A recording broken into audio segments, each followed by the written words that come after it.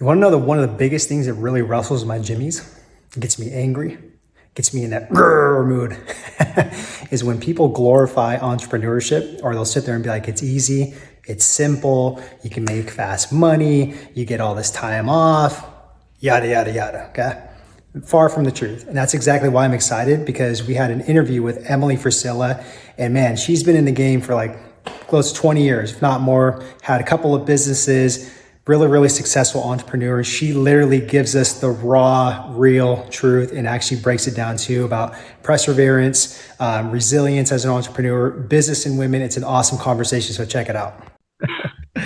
All right, Emily Frisella, what is going on? How you doing today? I'm good. How are you guys? We're doing good. No, we were just like, before we hit the record button, we were just, you were asking us the biggest thing about moving from California to Dallas, because it's been like a few years since we've talked and stuff. And yeah, it was a good conversation we're having before we hit that record button. Yeah, I love that. That's what the thing is. You said, it's the hospitality. And that's what I said. Like a lot of people, that's always the thing that sticks with them in the Midwest is the hospitality, where it almost makes people a little bit uncomfortable. Like, what does this person want? Why are they being nice to me? Exactly. It's really just the way they are. Yeah. But it's all good stuff, to be honest, though. Good. Yeah. I'm glad to hear that. I'm glad you guys are liking living down there. Yeah, absolutely. Well, appreciate your time, Emily. I really do. I know you're a busy woman. You're doing a lot of cool things. So I'm really excited about just like conversating with you today and just getting to know. I want your listener just to like learn just a little bit more about you. I know you've been on the podcast years ago, but I think this conversation is going to just be way more in depth. And I know you're going to just drop a lot of wisdom. Oh, thank you, man. I don't know. Now you're putting the pressure on me. So hey, we got to raise that bar up. Yeah, there you go. But no, thanks again for having me back on. It's great to come back on whenever you guys reached out. I was like, oh my God, of course. It was so much fun the first time. So yeah, you're very welcome. Well, cool. I want to open up with this conversation just about like, just the current state that society's in, just a lot going on, a lot of corrupt stuff, a lot of fear, uncertainty, and doubt that people are dealing with. And if you were able to like have like a viral message go out to people, what would that be to, people in society right now? It's really just keeping your head down and keeping your focus, because, there's a lot of fear and fear mongering right now. And we all know that if so here's how this is going to sound so weird and kind of gross, and everybody's going to be scratching their heads literally. I was talking to a friend the other day and we talked about this, and she was like, I'm just nervous, blah, blah. I go, don't think about it though. Focus on your own stuff. I go, this is so weird. It's like head lice. You don't scratch your head, but when someone starts talking about it, suddenly you're scratching your head when you think about head lice, right?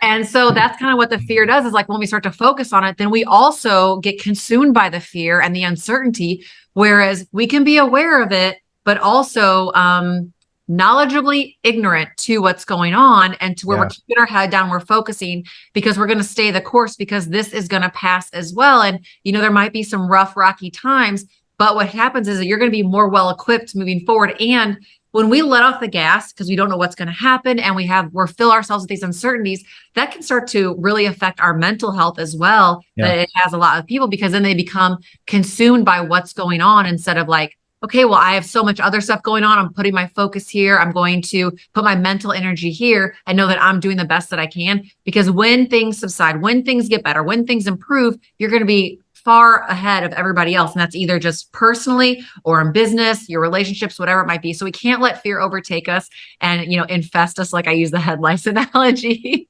Yeah, that's honestly, that's really good. I've never heard that analogy, but it's true, right? It's like almost like we're pouring more gasoline on the fire. Yeah. Thus, right? It's like we're speaking all these like negative things into existence. The more we think about it and talk about it. Yeah, what we focus on is what we become. And the thing is that the more you focus on it, the more everything around you starts to look bad. And then this thing's bad. And then you just can't snap out of it. We kind of start a downward spiral where we have to be proactive and knowing like, okay, things are going to be okay. What am I grateful for? That's a big thing too. It's like, hey, you know what? I'm healthy. I have my family, like, okay, so, with the inflation and, money not going as far as it used to, where can you get, scrappy and creative with that? You know what I mean? Like, yes, you might have to make some sacrifices, but in the overall scheme of things, you're healthy, your family's happy, you guys are doing well. Take that and really appreciate that, and then move forward and create a plan of action from there. Yeah, that's really good. And then also speaking of scrappy too, so we did some research and sacrifices. Yeah, right. So speaking of that, since 14, you had 2 jobs, right? And then you actually bought your first home at 19, right? So where did your scrappiness come, and just kind of like that sense of urgency to get started like at such a young age? Yeah. Yeah. So I grew up in an entrepreneur family. My dad owned trucking companies and brokerage firms my entire life. And I saw what entrepreneur life could bring you. But I also saw how much you had to work as an entrepreneur then, because, my dad's office was like an hour and 20 minutes one way, driving from the farm into downtown St. Louis every day, and so he was gone a lot, but I knew why he was working. He wasn't at all our baseball practices or softball practices or volleyball games or whatever, because he was, providing for us, working in this way. And I saw that, and I liked that, because I saw that my mom was able to stay home and take care of myself and my 2 sisters while my dad worked. And I saw that lifestyle. So all I've ever known is that entrepreneurial world. And I knew that's what I wanted to do. And so at 14, I got my first job. And then shortly after that, took a second job, and I started saving all my money, because again, I saw the life that, my dad had created for us. So I was very fortunate to have parents that could provide our cars and insurance and things like that for us, which we weren't spoiled brats by any means, but they wanted us to save our money. They were always very adamant about that. And it was buy a house, don't rent, go on and go, so on and so forth. So I knew I wanted to buy my first house, and I knew I wanted to have a business. So I knew that was going to take money, because the greatest gift my parents gave me were letting me know that they had money, I did not. And it was never in a bad way, but they let me know, like, you have to work for what you want. They didn't say, hey, we're going to take care of you for life, So I knew that I needed to start building the systems in place to make that happen. So I took 2 jobs, 14, saving all my money, bought my house when I was 19. I did some rehab work to it. And then at 20, I bought my first brick and mortar business. Like, I bought the building and the property, and then opened my first business, which was a luxury gift boutique, flower shop, wedding rental, and tuxedo rental company. Wow. And I launched that when I was 20, and it was convenient because it was actually like a mile from my house too. So it was really nice. I didn't plan it, but it just happened to work out right. So yeah, and then I continued to, just work my butt off with that. And then I sold the company. I think I was like 26-ish or so when I sold my company and moved to St. Louis. So yeah. Okay. Oh, you're making us feel real bad here. I know, right? Underachievers.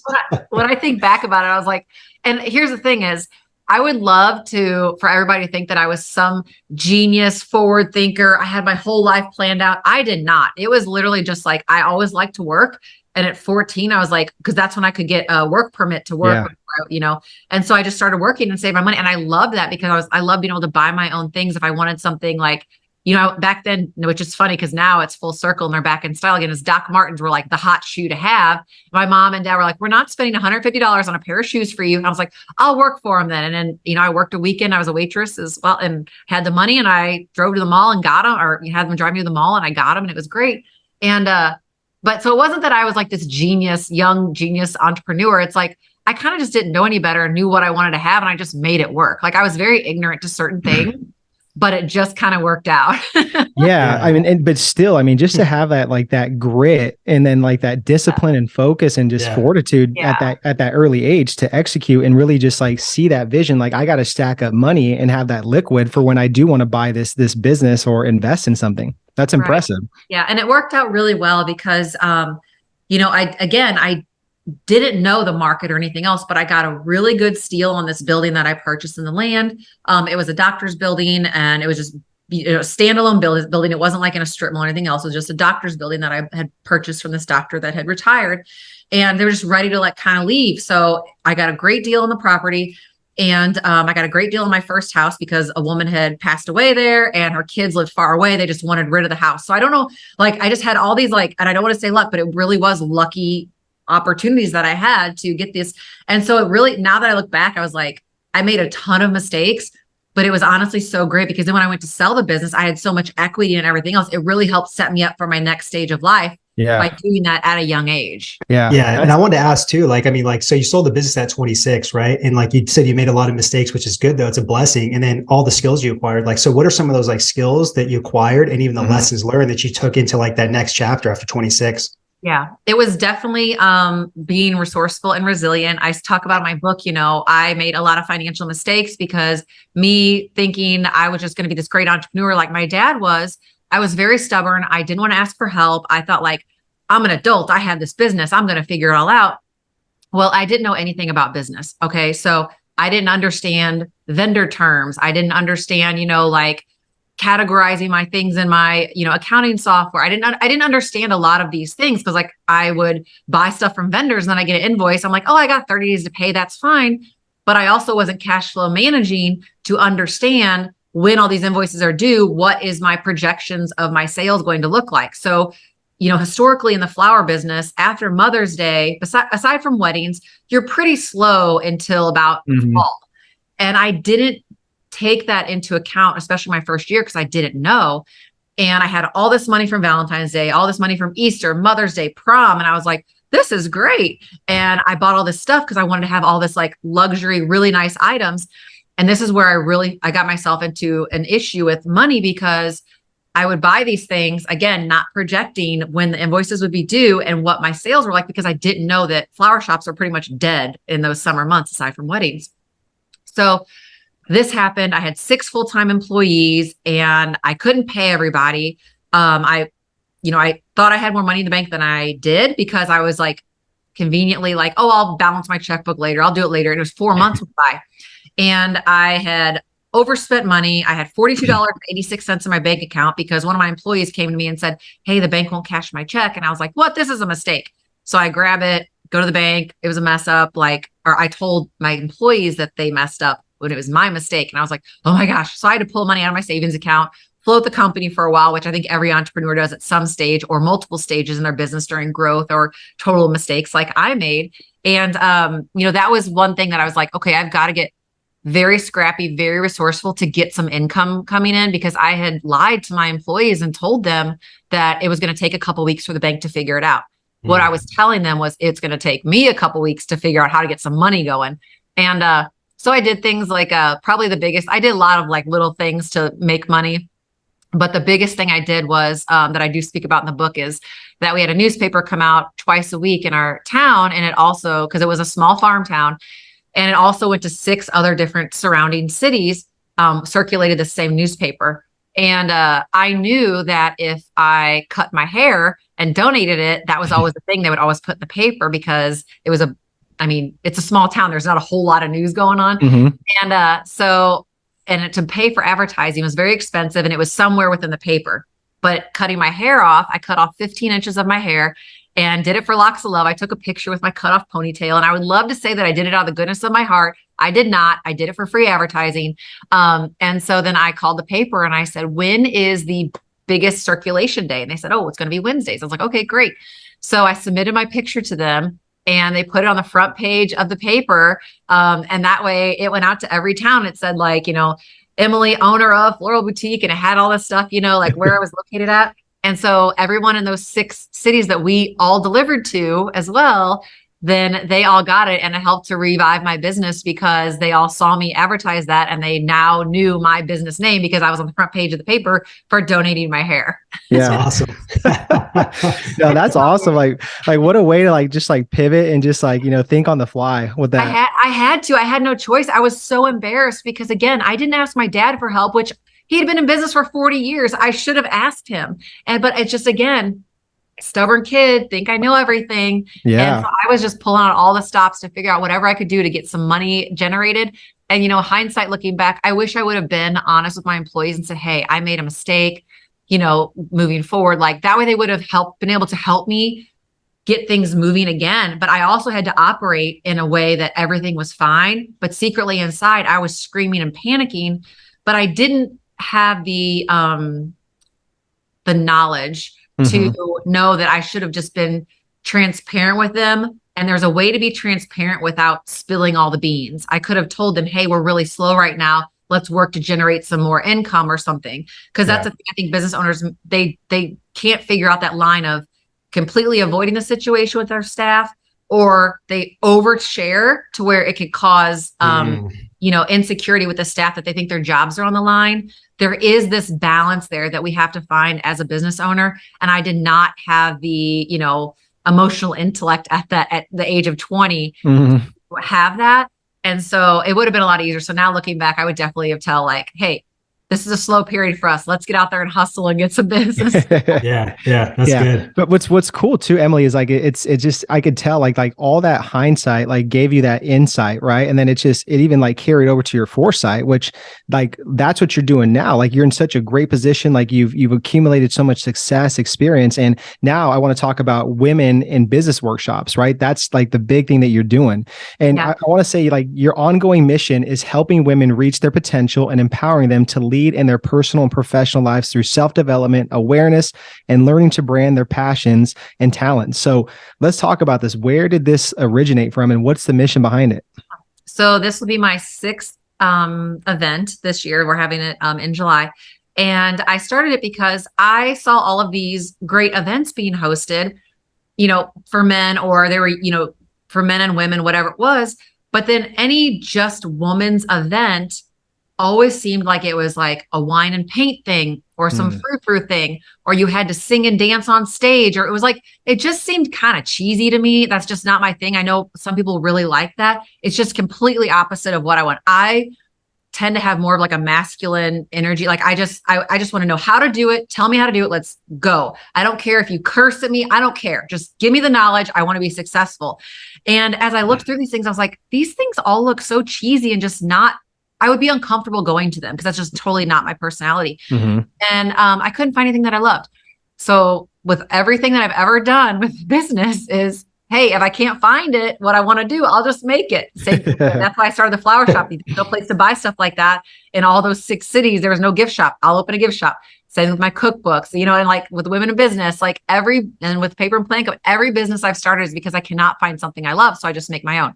So that's where it all started. I was like, I want something where like-minded women that just want the information. They like the tactical stuff. They like the dark, the gritty. They just want to be successful in business and they don't need the fluff. I always say like, glitter doesn't pay the bills. Hard work does. Yep. So this is a like quote glitter-free zone, if you will.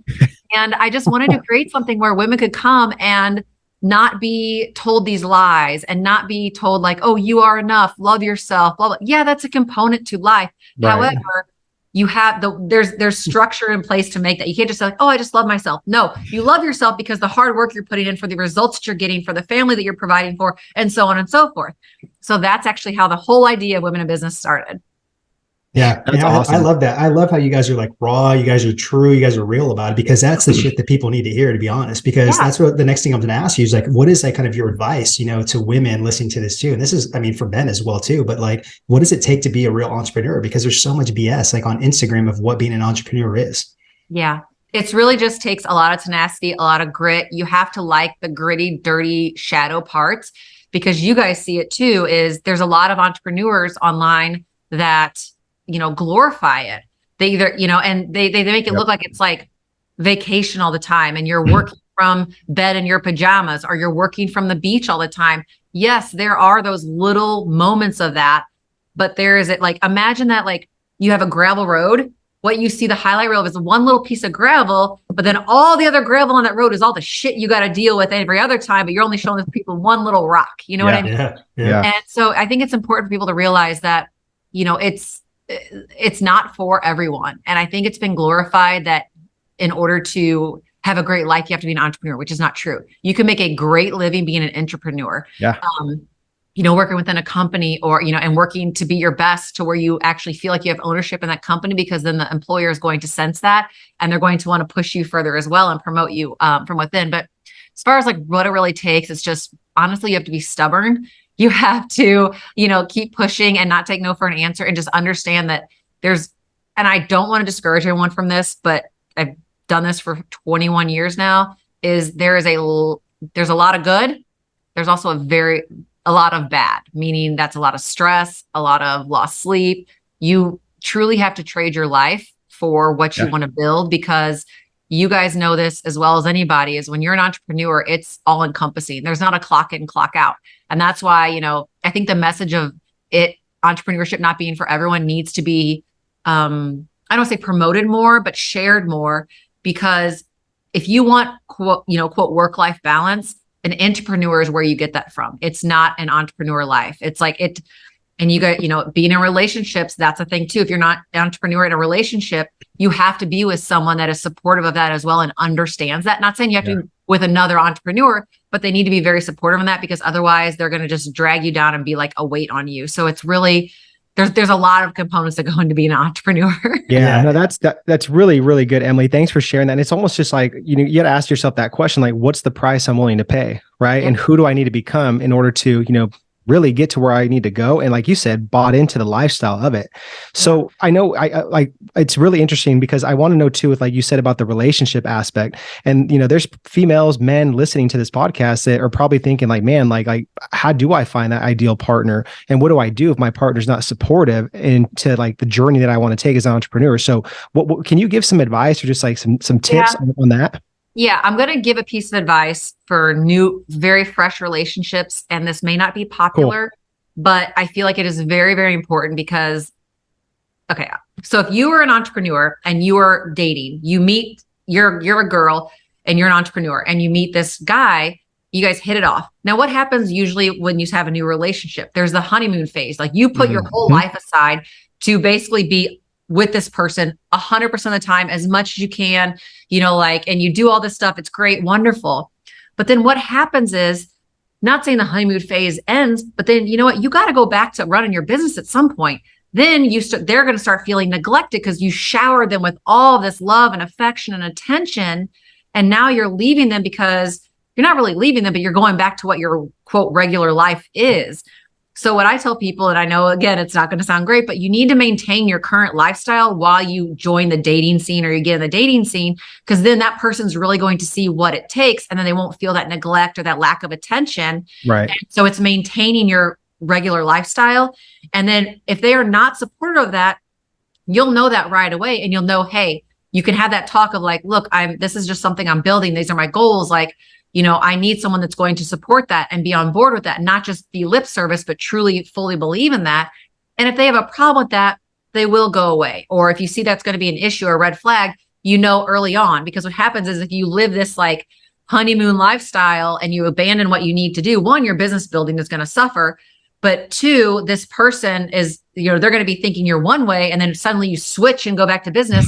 They're not going to like it, but you're already 4 or 5 months invested with this person. And you're like, but I don't want to lose you. And then it becomes this, you have the stronger bond by then. Yeah. So I will say, like, from the get-go, continue to live your lifestyle, let them be a part of it.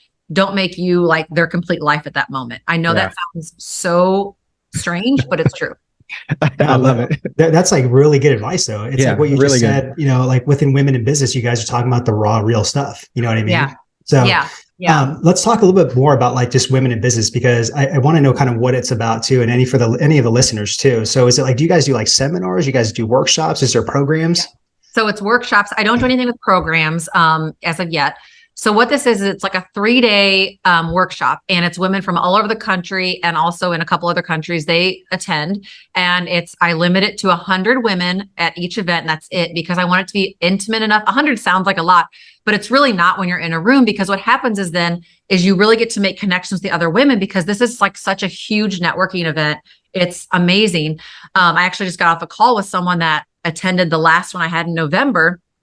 And she was like, oh, well, such and such was there. And I'm actually she lives in Ohio. She's like, oh, I'm going to Virginia Beach to do a job for them. And then, oh, I got connected with another woman that was there that's hiring me to do this for her. And so everybody does business with everybody in there, because we all know we're like-minded and have the same values. That's cool. And so what it is it's 3 days. We do classroom sessions for 6 hours a day, which I bring in speakers that speak on different topics that will address in business. And what's great is you can come if you're just starting out in business, or I have women that have been in business for 30 years that are there as well, because we don't just talk about like, you have to be brand new in business for this, or you have to be, a 15-year entrepreneur for this. It's things that apply to everybody in all walks of life in having a business. So I bring in a lot of different guest speakers. We do breakout sessions with certain topics that are, ran by the speakers, or whatever the topic might be. They get professional headshots taken at this. Then we go out to dinners, have cocktails, drinks, all that kind of, it's such a blast.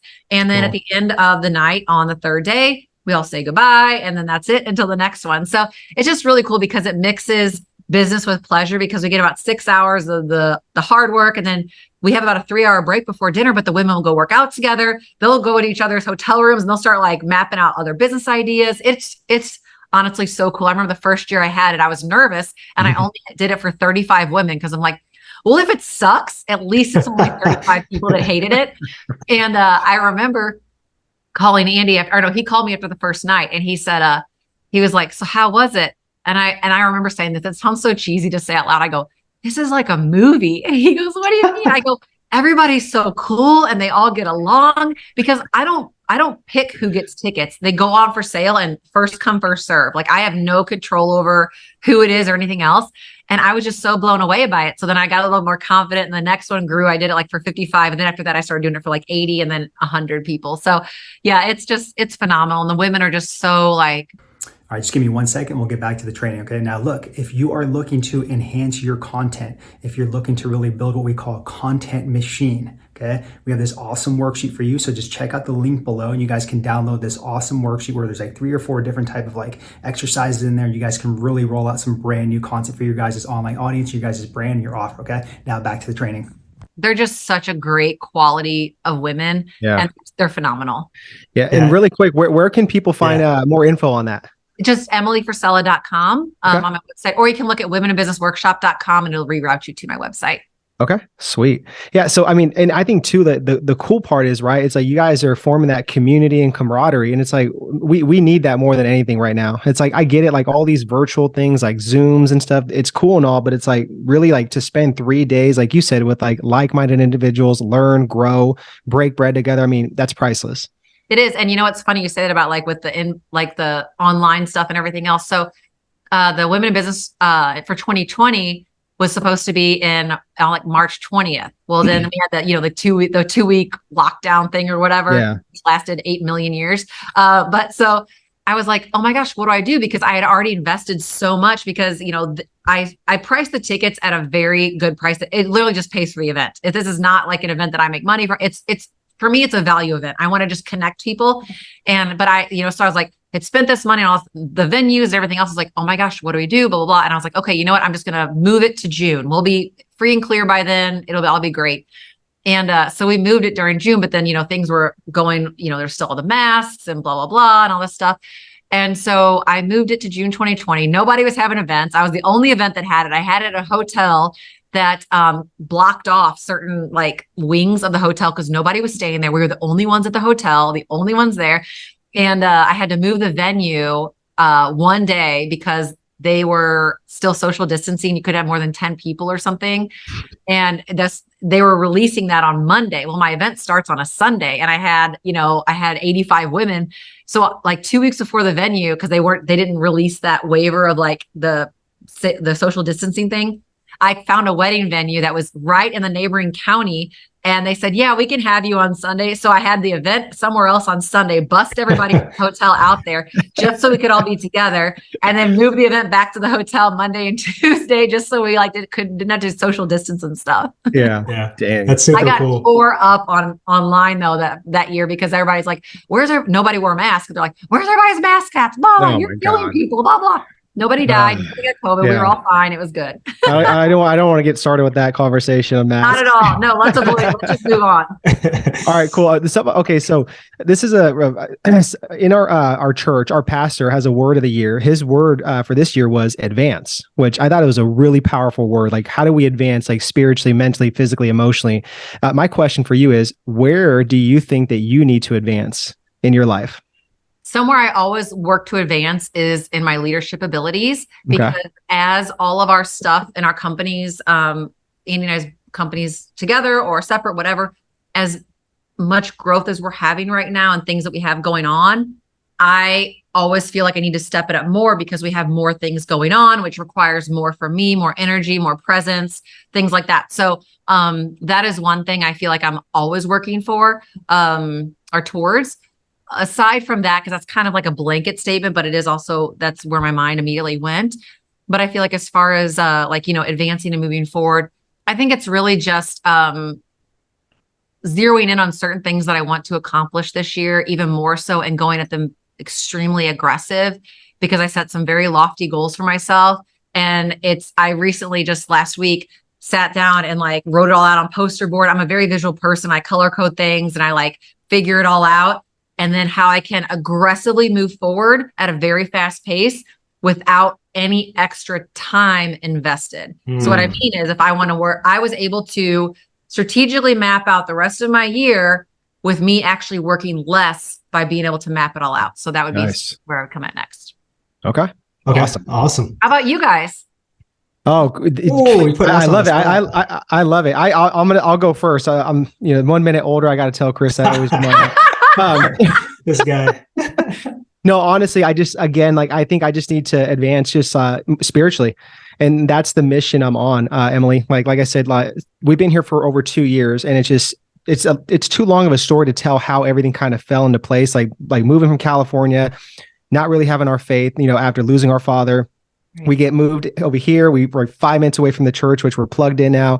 And it's just, I'm bought in. Like I want to just keep advancing, just God's kingdom. Like I want to, put God first and live a godly man life. And, again, just raise my standards, personal excellence every single day in different areas. So, for me, I would say I need to advance just spiritually, and it's hard. It's very difficult. I'd be lying to say that it's an easy thing to do every single day, but I know I'm on the right track. I have a great supportive girlfriend that's bought in. I got Chris, good peers around me. So yeah, that's my thing that I need to advance on. So something that I don't know if you've ever read this book or not that you like, but I think you'd like it because I bought it and I loved it. I bought it a couple of years ago, and it's John Maxwell's it's like a leadership Bible. Have you seen it? Oh yeah, I have it. Yeah. Mm-hmm. Okay, I think that's so great. Like I bought it as a gift for someone, and then I got it and I looked through it before. Like I sent to them, I was like, I want one of these now. So anybody that's listening, what this is like John Maxwell. I love all of his books. My goal is to read all the books he's written, but I think he's written like 70 so far. So I'm like trying to like tick them off the list.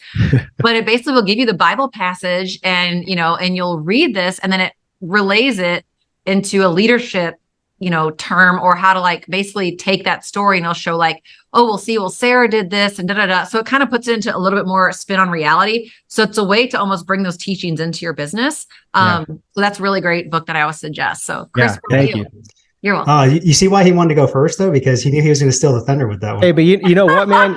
You had time to think about it, though. There you go. Yeah. You're right. I did think. So for me, Emily, actually expecting my first son in 3 months, so my wife, so 6 months pregnant. So that's a huge thing that I want to advance on, is just be a really, really awesome father, and just, teach him just to be a man of God, and teach him like just really good discipline, habits, rituals, especially like going into this crazy society. There's a lot of things that we worry about and stuff, raising, a boy in this whole entire like society and world, but can't be fearful, so that's something I'm really, really like looking forward to, is advancing. And then of course, Eric's going to be a Theo. So, he's gonna have to take care of the kid. So do you feel, Chris, with having a son and raising it in the state, do you feel like the last couple of years has really shown you like, okay, I really want to make sure that I like do this with my son and do this and teach them this? Cause like, obviously I mean, I don't have any kids, but I feel like just general over the last 8 million years, like if you're having a kid, you're going to like, okay, I want him to be, strong, and I want to be confident. You always want the general things for children, which every parent wants. But has there been things that we don't have to get into the nitty gritty of it, but like have spotlighted like, okay, I want to make sure that they are like this, or they are like this, or that I really teach them this? Yeah, that's a great question. I mean, so like for me, I just want him to know God at an early age, because our parents, like they were the kind of the check the box type of Catholics. And when we lost our dad at 18, I went into like that victim mentality, and I blamed it on like God, and we lost our faith. So it's like, it didn't happen to us, it happened for us. And if I would have known that and I would have been closer to God, I wouldn't have went through hell for like 6 years, basically. So I want to teach him to know God like at a very young age. Yeah. It's interesting you say that, because when I used to go to church all the time, my parents were very involved in the Catholic Church, like Eucharistic ministers. I was a server. My sister was like, we were all in. And when I lost my grandpa, because I was very close to him, I forgot how old I was, but because I would teach religion classes and everything, I lost my faith after that, because I didn't like going to church, because all I could see was his casket there at the church. We had the mass, and I lost faith. I didn't go to church anymore after that, because I was like, I would always think of that. And I put a negative connotation with the church and with God. And it took, years and years of me to really, and personal development and growth, and realizing like, no, that's, he was old, you know what I mean? Like it wasn't God's fault. And so then I really started getting more into, like Christianity and just faith in general. And it's really, it's been so much better. And I feel like so much more enriched and better inside from that. And it's funny because now I'm a pastor. I've been a pastor for a year now. Wow. Oh, I didn't know that. Congrats. Yeah. Yeah. Well, I got to ask somebody that it's so funny. This couple met over one of my first cookbook at a speaking event I did, and they met waiting in line for me to sign their books. And then they ended up talking that day, got engaged, blah, blah. And so they asked me to actually marry them. So I flew to Ohio last year to marry them. I had to get ordained. So yeah, so now I'm a pastor. Wow, that's awesome. Congratulations on that. Yeah, but I just want to say, because Chris, you sharing that about your dad, I know exactly what you're talking about. It's like you get angry and you're like, God, if God was so good and watched out for us, why would he take this person that I love from me? Right. Exactly. Yeah. My whole perspective's changed too. Just like, I think if we could go back, I wish I would have celebrated like his life instead of kind of mourn for his life, because he gave us so much and he taught us so much, So that's like my whole perspective's changed a lot with like certain things like that though.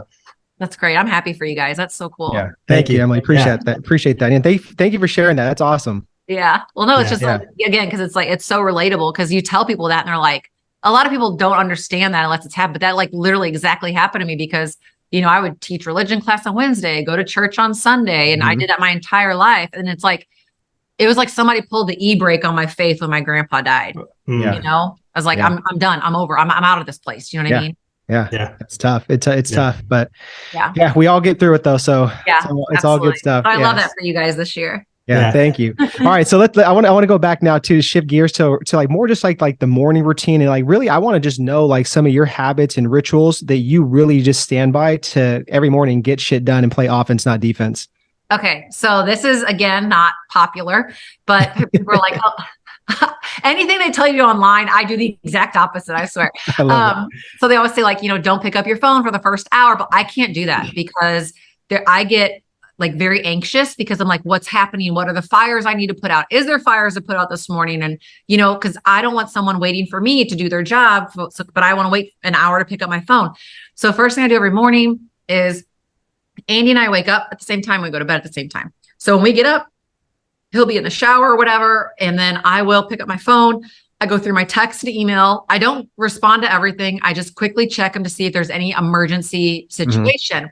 That is the way that I am playing offense instead of defense for my morning, because I know then I can go get my workout in. I can get ready. I can do all this stuff, and nobody actually needs anything from me at this time. So I have better workouts. I have a better, easier morning because I know that's handled.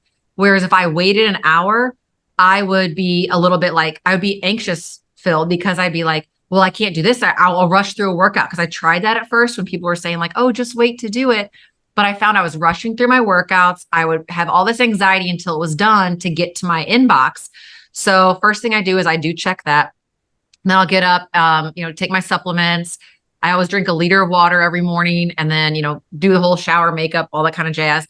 And then I go work with my team. I'll go check in with my team, for the paper and plane company. I check in with them and work with them for an hour or two. Then I'll go get my workout in. I work out, I check in with my other teams for our media company and things, and see how they're doing. And then I'll do a second workout. After that, I'll go for a walk. And I use this 45-minute walk, and I use that to respond to DMs with people. I use it to respond to emails. So I use it as a productive way. Or if there's a book I want to listen to, an audiobook or a podcast or something like that, I always use that time for that, because I love to respond to my supporters through on Instagram. But sometimes I don't want to sit at night and sit there and be on my phone all night. So by me utilizing that walking time, one, I'm getting my steps in for the day. I'm getting fresh air, and I'm able to, talk to my friends and supporters and things like that I've met through Instagram. And what's cool about that is like, you don't have to sit there and type the whole time while you're walking. I do audio messages to almost everybody when I respond, because it's one more personal, and I can get to a ton of messages at the time. So that's kind of how my day is. And then usually I wrap up my day around 6, and then I start making dinner, and we eat dinner at 7. And then we go down to Andy's garage with the dogs. It's like our little ritual. We hang out, and then we'll come back up to the house. I'll make like a late night dinner, because, we both pretty much fast all day. So we'll have 2 meals at night. And then I'll make a dinner, and then we'll, hang out, or if we watch a movie or whatever, I'll do some like little late night emails and check in things. And then we go to bed. It's pretty easy, nothing like crazy or elaborate. Yeah. Yeah. No, I appreciate you sharing that. There's some good little hacks there. There are some it's good just, hacks. it's just something I just don't, I'm kind of like against the culture where you have to have a 3-hour morning routine. Oh yeah. Yeah. Because here's the thing is like, do you actually need to do that? Or are you doing it because someone told you to do it? Like, I don't, you know what I mean? Like it seems all relaxing, but what kills me is like people that will, they're bloggers or whatever, and they're home and they'll do like a 4-hour morning routine. They work on their computer for a while and then it's like done. I was like, but I'm not going to do a 3 or 4 hour routine to get ready. You know what I mean? It just, so I just subscribe heavily to the fact of do what you like and what makes you feel good. And then, move forward from there. You don't have to subscribe to what anybody else does or anything else. Yes, you can take little pointers and suggestions, but if you don't feel comfortable doing it or you don't like it, then, abandon it. Because what somebody does in the morning doesn't necessarily equate to their success. It's how work while they're in their work mode and in their flow. Exactly. Yeah. Just because you put on a face mask that morning doesn't mean you're going to make more money that day. You know what I mean? I'm glad you said that. Yeah. I just think like how much time and like energy is wasted for like a 3 or 4 hour morning routine that could be put into actually like, high income, high impact tasks to be making money, helping people, you know? And that's the thing is like, if you really do deep work, because that's something I've really tried to like work on crafting more and more as time goes by, because, years and years ago, I thought having a chock full planner was like, quote, success. No, I was busy. I was burnt out. I was not making as much progress. I wasn't making as much money because I was so fixated on thinking that I had to be busy to be successful. Where now it's like I keep crafting, like I said, like how I write everything out and I figure out how to get more done in less time. And now I pretty much have it down to where like, yes, I work a lot, but it's not like I work in these huge long chunks. I'll do deep work for about 3 to 4 hours a day. And sometimes that's all the work I need to do. And then I can go get my workouts in, play with the dogs, I'll run up to headquarters and see what's going on with my teams up there and things like that. So if you really dive in and get deep and I put my phone on do not disturb all the time. And people are like, what if an emergency? If you have people saved as your VIPs in your phone, those people will still come through. True. If you have your phone on D&D. So if my husband needs me, if my mom, my sisters, my best friend, they can still get through if my phone's on D&D. So you're not going to miss out on anything like crazy important. Very true. Yeah. And I like how you go against the grain too. Cause like, there's so many people say, don't check your phone or anything like that, like first thing in the morning, but it's like, if you tested it out and like you have anxiety kind of going through the rest of the day with not knowing if like there's something really pressing important to take care of, and that kind of helps you bring that momentum. I think that's good. Yeah. That's exactly what it is. Cause like, again, like I said, it's only the things I need to like get to a very important. So maybe in the morning, I only need to send 2 or 3 emails and maybe text 3 people. That's it. I'm not going through my whole inbox in the morning. It's just like I'm getting people answers if they need a yes or no or whatever it is. Then I move on. And then I can go back to all the little like mundane stuff if somebody needs a form or paperwork or whatever. But it does allows me more peace to be more, successful in whatever I'm doing moving forward without having to work with this like fear mentality of like, is there something I'm missing? Yeah. 100%. Yeah. And just on, go ahead, Chris. Trying to steal my show. Sorry, man. He is older. Usually, Emily, I'll tell you a funny little story. Usually if we're doing a podcast in person, like we'll elbow each other or something like that, or kick each other. And that'll like, no, like, hey, let me say something or you say something, so you can't do that on Zoom. Cindy and I used to do whenever we were together, we did your podcast too. It's like, you had to kind of like, whenever we did like a show together, an interview, we would have to kind of like, okay, you talk next or, whatever it was, because you had to have it. Otherwise it just sounded like, you were, it's so funny. I totally get what you're saying. Yeah. We're going to have to come with some cues, like scratching the head or something like that. The left eyebrow scratch. Exactly. Right. Yeah. But I wanted to ask you a deep question. So if you had 5 years to live, like what would you stop doing right now? I would stop social media. No question. Right. Yeah. Elaborate. Okay. I think it's definitely got its benefits, but I think it's,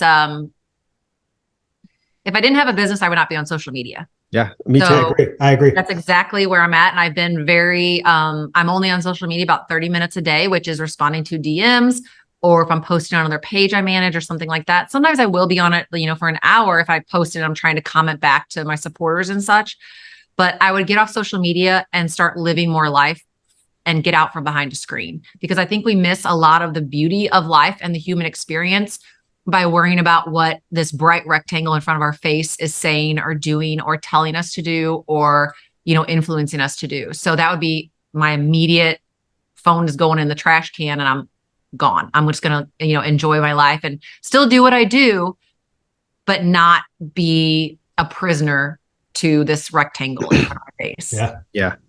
I love That's that answer. good. I couldn't agree more. So thank you for sharing that. So what's next for Emily Frisella? Man, I don't know. Okay. So I've been dabbling and thinking about writing another book. So I've kind of written an outline for that.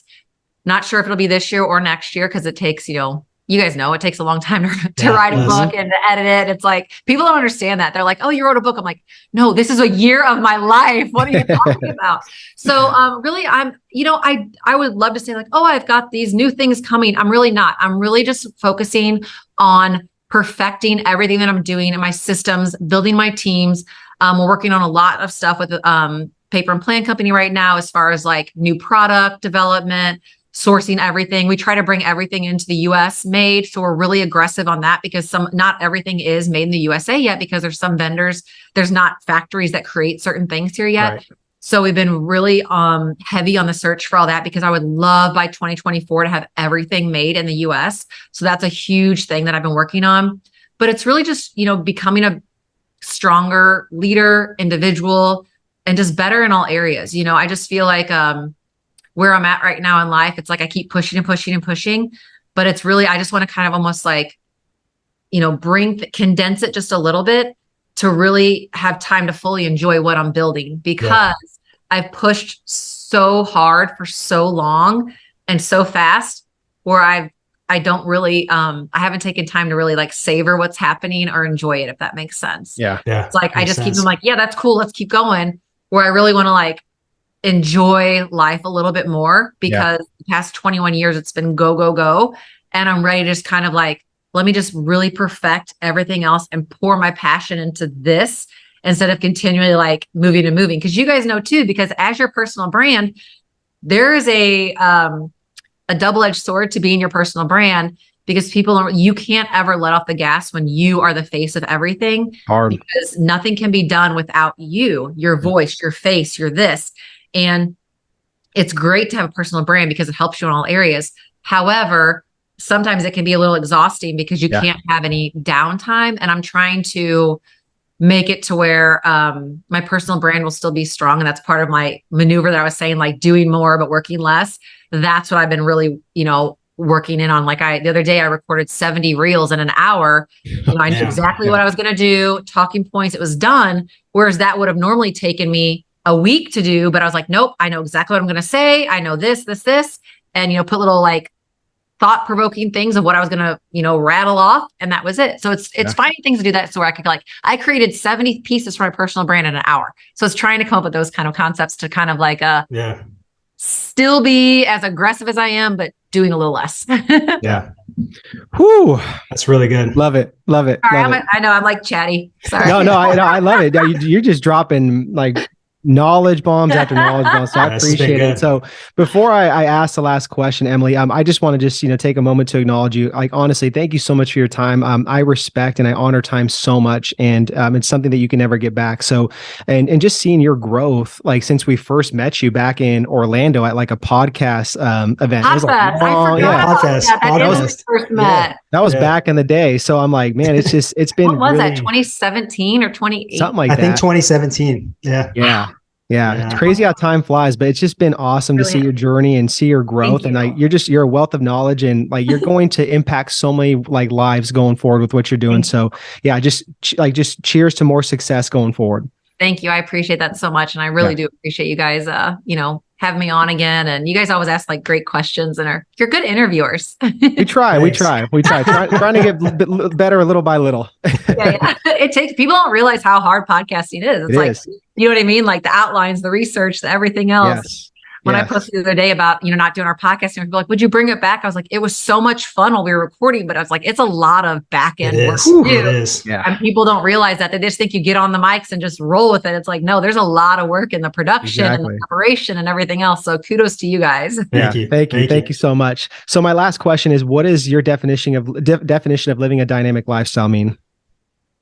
I think it is really filling your cup of every aspect of your life, as far as like spiritual, emotional, mental, all of those different, and success, obviously, like meaning the business aspect of it.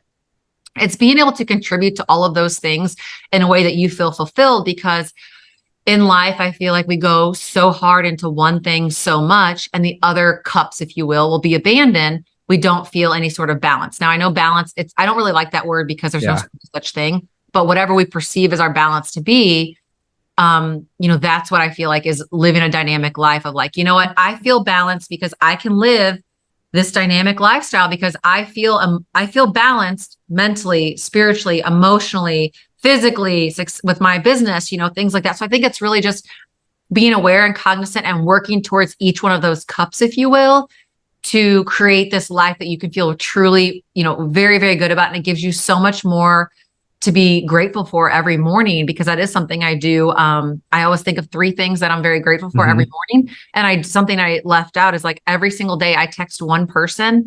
I don't email. If they're on my phone, I text them if I'm thinking about them, if they're on my heart, and I let them know like, hey, I just hope you have a great day. And just for no other reason, just to let them know like, hey, someone is out there thinking about you.